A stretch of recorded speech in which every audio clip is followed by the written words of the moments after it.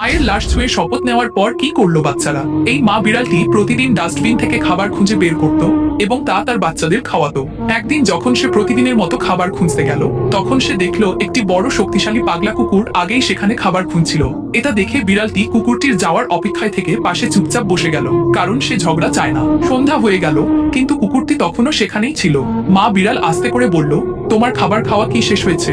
তাহলে প্লিজ আমাকেও একটু খুঁজতে দাও। কিন্তু এটা শুনে পাগলা কুকুরটি রেগে আগুন হয়ে গেল ও হঠাৎ মা বিড়ালের ওপর আক্রমণ করলো। এত জোরে কামড়ালো যে মা বিড়ালটি সেই জায়গাতেই মারা গেল। ওদিকে বাচ্চা বিড়ালগুলো রাত পর্যন্ত মায়ের জন্য অপেক্ষা করলো, কিন্তু মা আর ফিরলো না। তখন তারা সেই জায়গায় গেল আর সেখানেই তাদের মায়ের মৃতদেহ পেল।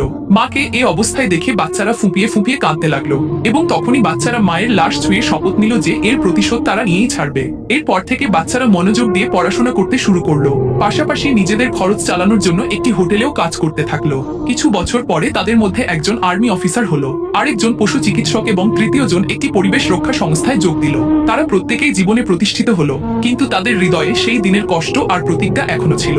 একদিন যখন আর্মি অফিসার বিড়ালটি ছুটিতে বাড়ি ফিরছিল, তখন সে হঠাৎ খবর পেল যে শহরের পাশে থাকা একটি পুরনো বস্তিতে এক পাগলা কুকুর হিংস্রভাবে সকলের উপর আক্রমণ করছে।